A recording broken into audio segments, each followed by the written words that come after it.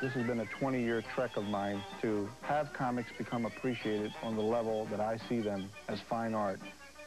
If it's good enough for Picasso, it's good enough for Mickey. Welcome to Diamond International Galleries in Baltimore, Maryland. This by-appointment-only comic art gallery houses the impressive personal collection of Steve Geppi.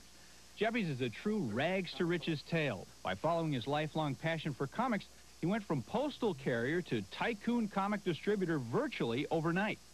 I thought, hey, this is great. I can enjoy my hobby, and I can do it as a business, too. That means I can work full-time at my hobby. What a great country.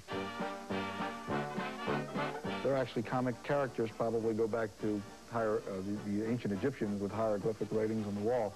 But as we know it today, the Yellow Kid is credited being the first comic character in 1895, and it was a newspaper strip. Instead of the word balloons that were common today, the words were written on his chest, on his gown, I should say, and he would talk in kind of a Brooklynese, say, "This is great stuff, guys, Hully G." Up in the sky, look! It's a bird! It's a plane! But it was in 1938, Superman! They decided to put Superman on the cover of Action Comics #1. It was an overnight success. Empowered with X-ray vision, possessing remarkable physical strength, Superman fights a never-ending battle for truth and justice. Disguised as a mild-mannered newspaper reporter, Clark Kent. Talk about your suspension of disbelief. I mean, come on. Mild-mannered reporter? Superhero. Mild-mannered reporter? Superhero. Who was fooled? When we were kids, we said, I wish one day they'd have Superman battle Batman or whatever, or team up with Batman. It's a pretty significant issue of Superman. You notice the title of the story, The Mightiest Team on Earth, Superman meets Batman. And that was always a big event. Yeah, I'm intrigued. I want to know, will they get along? Will they be jealous of each other's abilities? And will Batman deride Spider-Man's little web shooter? I mean, what's up with the body posture of these superheroes? They're always so tense.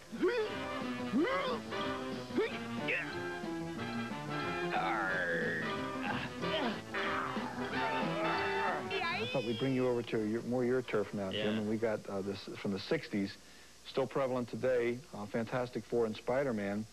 This is the very first issue of Fantastic Four. And here's the first issue of Spider-Man, but actually predating it was this comic called Amazing Fantasy #15, which is where Spider-Man first appeared. You can see on the cover it says Introducing Spider-Man. To find them in top condition is very rare. So Fantastic Four #1, can be $10,000, $15,000, depending on the condition of Spider-Man 1, or more if it's really, truly perfect. But you almost want to put a buzzer in your store when somebody walks in and they see the value and they say, I had all those, my mother threw mine away. And you feel like you're going, da-na-na-na-na-na, you're the 3,000th person this week to say my mother threw those all away. But the truth of the matter is if the mothers hadn't thrown them away, they wouldn't be valuable today. The Human Torch, I mean, how does this guy not start more problems than he solves? And Stretch Man, where does that get you? I guess it's good for what, shoplifting? And the guy made out of rocks? I mean, what, he's a glorified bouncer. Out of the blue, about 2 years ago, an old publicist unearthed the earliest known drawings of Mickey Mouse. Walt Disney was a big Lindbergh fan, and Lindbergh had just crossed the ocean. They developed this concept of doing an animated feature about a rodent named Mickey. It would soon developed into the animated feature Plane Crazy, and we had the original drawings of that. You see the very first time that Mickey Mouse was ever drawn, and for that matter, the first time Minnie Mouse was ever drawn, so it's pretty significant. It was appraised at around $4 million. Wow. Make that double wow. And Steve Geppi's collection doesn't stop there. His private office houses a library of 20 to 25,000 bound comics. I think we're in baby boomer heaven here. Remember good old Heckle and Jekyll? Plus some cool comic book premium.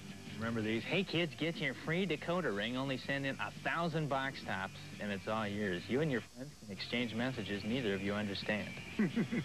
For me, the real highlight came at the end of my tour when Steve let me in on one of the secrets of comic book connoisseurship. Oh, yes, 1945. Quite a number of collections have a smell of their own. Crazy as it sounds, but we use those smells sometimes to identify from what collection it came from. But only the most discerning nose can tell the difference. Nothing. I can't date it.